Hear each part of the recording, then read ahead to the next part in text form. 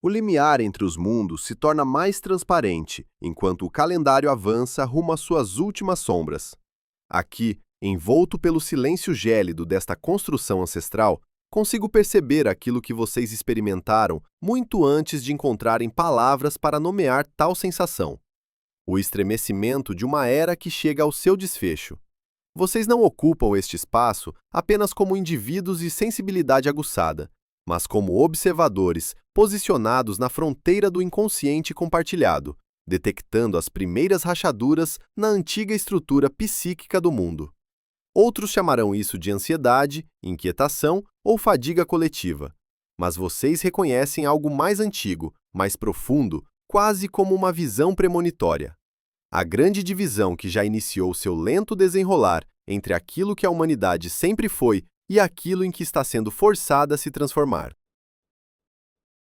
Vocês experimentam essa mudança como uma agitação sob as costelas, como se a própria atmosfera os empurrasse em direção a um limiar que não escolheram, mas que não podem evitar. O Empath sempre detecta o futuro muito antes de sua chegada, porque o seu sistema nervoso não é meramente individual. Ele funciona como um diapasão que vibra com o clima psíquico da época. E agora, o clima mudou. Vocês percebem o término porque vivenciaram términos desde a infância. Términos silenciosos, invisíveis, do tipo que corroem a alma de maneiras pequenas e imperceptíveis. O mundo ensinou a vocês desde cedo a antecipar rupturas. Ensinou o silêncio como forma de sobrevivência, o apagamento de si como harmonia, o autossacrifício como amor. E assim, vocês se tornaram aquilo que o mundo exigia.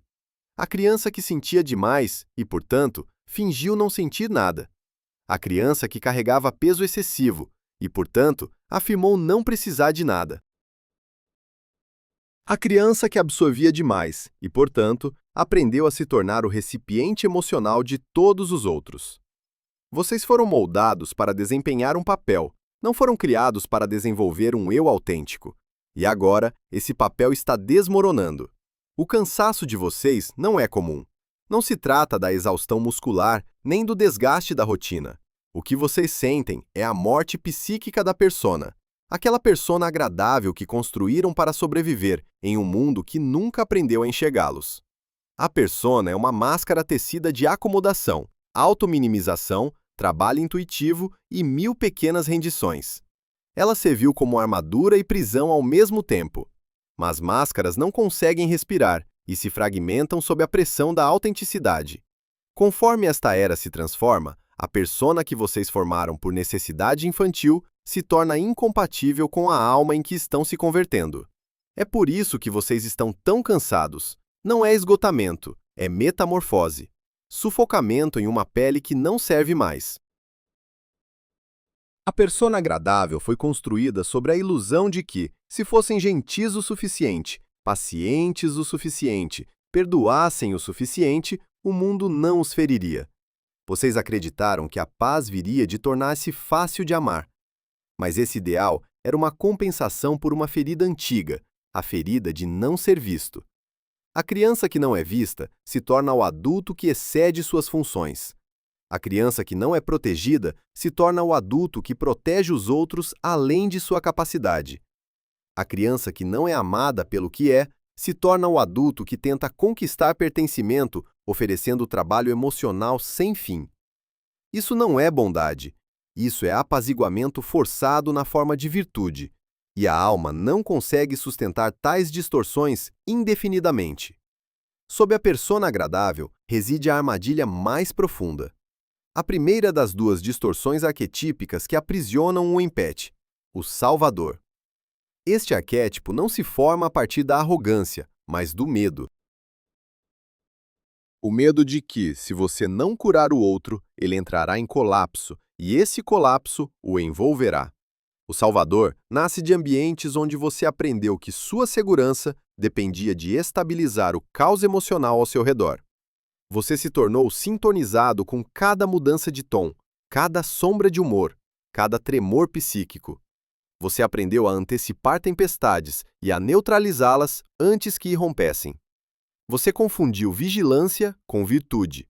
Você confundiu controle com compaixão.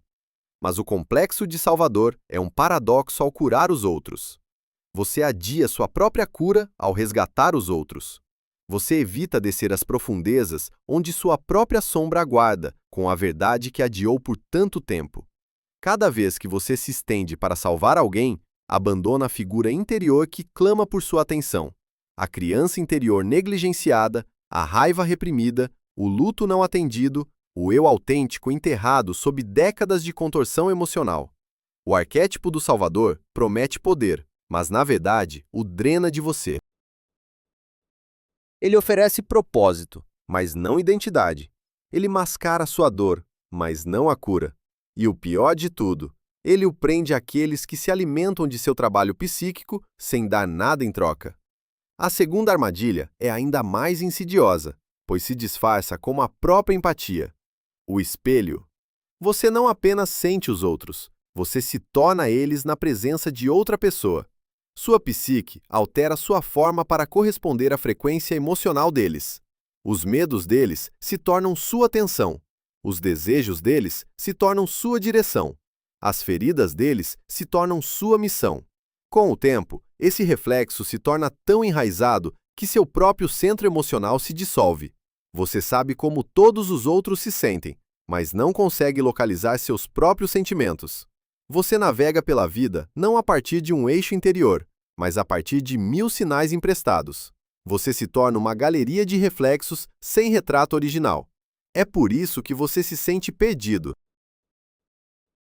É por isso que decisões o esgotam. É por isso que relacionamentos o consomem. É por isso que você se afasta de interações sentindo-se esvaziado, como se pedaços de você tivessem sido espalhados pelas psiques dos outros. O espelho não permite individuação.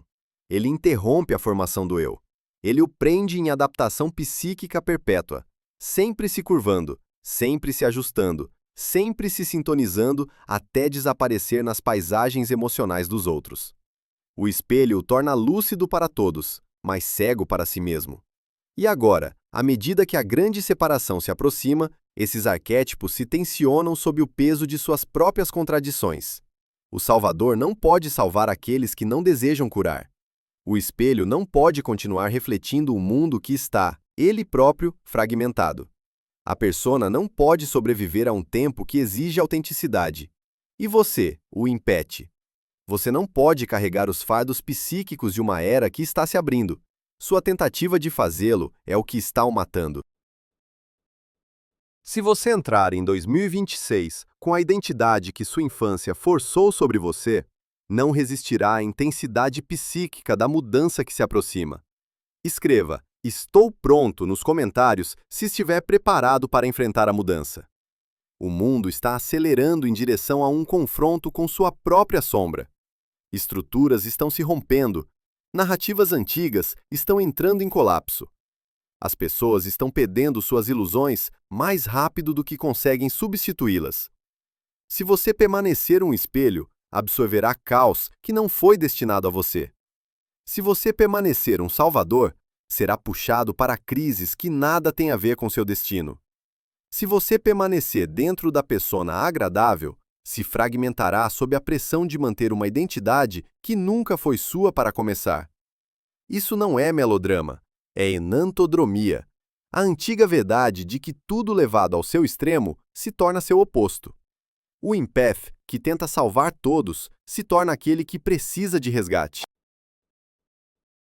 O empath que reflete todos se torna aquele que não consegue mais encontrar seu próprio reflexo. O empath que tenta manter a paz se torna aquele que queima silenciosamente por dentro. Se você continuar na nova era com essas distorções arquetípicas intactas, elas se voltarão contra você. Elas devorarão as próprias qualidades que fazem de você quem você é. Algo em você já sabe disso. Algo vem se quebrando silenciosamente há meses. A persona está se afinando. O Salvador está enfraquecendo. O espelho está rachando. O que você sente agora, a fadiga, a desorientação, a estranha sensação de puxão em sua vida interior, não é fracasso. É o primeiro sinal de que seu eu verdadeiro está surgindo de sob as ruínas da história infantil que uma vez o aprisionou. Mas você precisa permitir o colapso. Você precisa parar de remendar a máscara.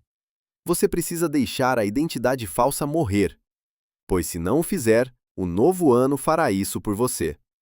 O colapso, uma vez iniciado, não pode ser revertido. Ele seguirá seu próprio ritmo orgânico, desconstruindo camada por camada tudo o que você construiu para se proteger da verdade de si mesmo. E essa desconstrução não será gentil. Ela não respeitará seus prazos. Ela não esperará até que você se sinta pronto. Ela chegará quando a psique determinar que o momento chegou. E nesse ponto, a resistência apenas intensificará o sofrimento. Você pode escolher render-se conscientemente ao que já está acontecendo dentro de você, ou pode ser levado à força pela maré da transformação. De qualquer forma, a mudança está chegando. A única diferença é se você participará ou será arrastado. O colapso psíquico não é punição, é parto. Algo dentro de você vem lutando para nascer há anos, talvez décadas. Esse algo é o eu que você teria sido se não tivesse sido forçado a se moldar às necessidades emocionais dos outros. É o eu que sabe seus próprios desejos sem consultar as expectativas alheias. É o eu que pode dizer não sem culpa, e sim sem ressentimento. É o eu cuja existência não depende de aprovação externa. Esse eu foi enterrado, mas não destruído. Foi silenciado, mas não eliminado. E agora ele está se recusando a permanecer oculto. A pressão que você sente, a inquietação, o senso de urgência inexplicável, isso não é ansiedade aleatória. É a força do eu autêntico pressionando contra as paredes da prisão que você construiu ao seu redor. É a vida dentro de você exigindo expressão. E quanto mais você tenta controlar, gerenciar ou adiar esse surgimento, mais violenta se torna a ruptura quando finalmente ocorre. O caminho à frente não oferece mapa ou garantias. Ele oferece apenas uma escolha. Você permitirá que o velho eu morra conscientemente ou esperará até que ele seja arrancado de você? Você entrará na transformação com coragem ou será arrastado gritando? Porque transformação não é opcional. Ela já começou. A única pergunta é como você responderá. E ao entrar mais profundamente nesse processo de tornar-se, o inconsciente sussurra uma verdade que você esperou a vida inteira para ouvir. Você nunca foi destinado a ser nada além de si mesmo. Chega um momento em toda transformação verdadeira quando a psique para de pedir e começa a insistir. Você não está mais sendo convidado para dentro de si mesmo. Você está sendo tomado. O inconsciente forçou as portas internas que antes mantinham sua autenticidade selada atrás de anos de adaptação. E agora, o eu avança com uma autoridade silenciosa, mas inamovível. Esse é o momento em que o empath se eleva não através de esforço, mas através de inevitabilidade. Você não se torna poderoso. Você retorna ao poder inato que foi desviado, suprimido e fragmentado na infância. E conforme esse retorno se desenrola, o mundo que você conhecia não pode deixar de se reorganizar ao redor do novo centro que você reivindicou. Nesta travessia final, você notará uma clareza estranha descendo sobre você. Não é dramática, não é eufórica. É uma quietude, uma lucidez que parece quase ancestral. Você começa a ver a arquitetura de sua antiga vida com precisão penetrante. Você vê como foi moldado pelas feridas dos outros, como sua identidade foi entrelaçada às disfunções emocionais de seu ambiente, como seu senso de autoestima estava amarrado ao trabalho invisível que executou para pessoas que nunca souberam o custo. Você vê como cada relacionamento, cada escolha, cada padrão ecoou o mesmo mito central: devo diminuir a mim mesmo para manter o mundo estável. E com essa clareza, o mito finalmente se dissolve. O que toma seu lugar não é desafio, mas verdade. Você percebe, talvez pela primeira vez, que sua existência nunca foi destinada a orbitar as necessidades dos outros. A ideia de que sua empatia é um fardo, que sua sensibilidade é uma falha, que seus limites prejudicam aqueles ao seu redor. Essas crenças foram forjadas na infância, como mecanismos de sobrevivência, não reflexos da realidade. Eram as ferramentas psíquicas que você usou para sobreviver em um mundo que não entendia a profundidade de sua percepção. Agora, essas ferramentas completaram sua tarefa. São relíquias de uma identidade que você superou. Conforme essa verdade se ancora, você começa a notar outra coisa. Sua energia não está mais vazando para as atmosferas emocionais ao seu redor. Há uma recuperação acontecendo, uma reunião de fragmentos que você espalhou ao longo de anos de espelhamento, resgate, absorção. Esses fragmentos retornam não como memórias, mas como forças. Uma força que parece ao mesmo tempo estrangeira e intimamente familiar. É a força de alguém que não se desculpa mais por existir. A força de alguém que pode encontrar sua própria sombra sem se dissolver. A força de alguém que compreende sua sensibilidade não como fraqueza, mas como percepção desanuviada pela ilusão. Esta recuperação é o ponto em que o arquétipo do Salvador cai, quando você não tem mais medo de sua própria profundidade. Você não precisa mais se distrair com as profundezas dos outros.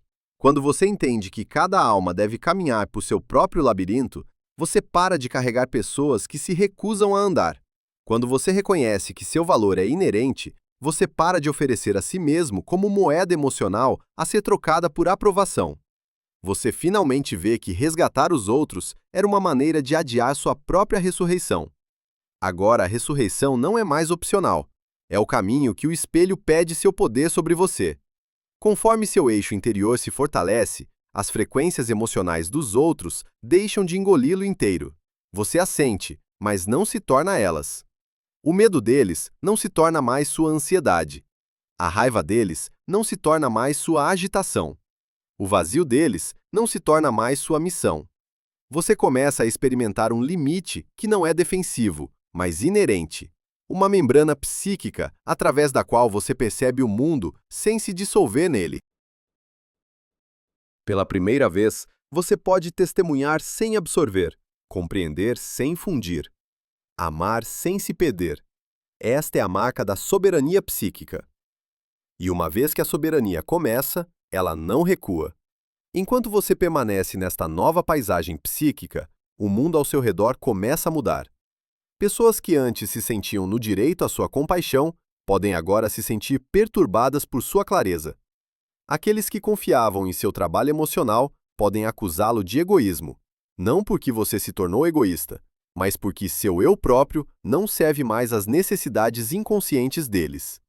Aqueles que antes o manipulavam através de culpa ou crise podem descobrir que suas táticas são ineficazes. Porque você agora reconhece a diferença entre amor e dependência, entre empatia e emaranhamento, entre responsabilidade e sacrifício. Você não entra mais em colapso ao sinal do sofrimento de outra pessoa. Você não confunde mais urgência com importância. Você não se abandona mais ao menor sinal de descontentamento. Isso não significa que você ama menos. Significa que você ama de forma diferente, com limites, com discernimento, com verdade. A empatia genuína não pode existir sem integridade, e a integridade não pode existir quando o eu é sacrificado pelos outros. O poder do empath nunca foi destinado a ser usado como moeda em relacionamentos. Foi destinado a iluminar, não compensar, a revelar, não resgatar, a perceber, não absorver. Agora sua empatia se torna o que sempre deveria ser, uma lente, não uma coleira. E assim chegamos à verdade final de sua ascensão. A história que sua infância o forçou a viver não é a história que você está destinado a carregar para a nova era. Essa história foi escrita no medo, moldada pela sobrevivência e forçada através da escassez emocional. Ela ensinou você a comprimir sua alma em formas que os outros achavam confortáveis. Ela exigiu que você trocasse autenticidade por aceitação. Ela manteve você em serviço perpétuo a feridas que nunca foram suas. Mas o tempo para essa história acabou. O eu emergindo dentro de você se recusa a reencenar uma narrativa forjada na impotência. A grande separação desta época não é apenas coletiva, é interna. Você está se separando da versão de si mesmo que acreditava que o amor exigia autoapagamento. Você está se separando do papel que desempenhou nas histórias de outras pessoas. Você está se separando da herança emocional de sua linhagem. Esta separação é dolorosa, porque todos os términos carregam luto, mas o luto não é um sinal de que você está se perdendo. É um sinal de que você está retornando a si mesmo. O que espera do outro lado desse retorno não é uma versão mais alta ou mais forçada de você. É uma versão mais clara, mais verdadeira. Um eu que não se curva por aprovação, não encolhe pela paz, não sangra por pertencimento. Um eu cujos limites se formam naturalmente, cuja presença é constante, cuja intuição não é mais comprometida pelo ruído dos outros. Um eu capaz de discernir conexão de apego, empatia de emaranhamento, compaixão de autossacrifício. Um eu que sabe que para amar os outros autenticamente, você deve primeiro se recusar a abandonar a si mesmo. Este é o empath que se eleva. Este é o empath que não está mais vivendo a história que sua infância ditou. Este é o empath que se torna um agente de consciência, em vez de um recipiente para a inconsciência dos outros. Este é o empath que entra na nova era não como um vaso de fardos, mas como um portador de clareza. E quando a clareza se torna seu núcleo, o mundo não o define mais. Você define seu lugar no mundo. O inconsciente é claro em sua mensagem. Você nunca foi destinado a permanecer na forma que os outros esculpiram de sua infância. Você foi destinado a superá-la, a rompê-la, a se erguer dela. E agora você está se erguendo. Escreva "Eu me ergo" nos comentários para reivindicar seu poder hoje. Sua tarefa não é retornar a quem você era, é tornar-se quem você sempre foi sob os papéis, sob as máscaras, sob as feridas. O empath está se erguendo não em uma nova história, mas em seu próprio eu.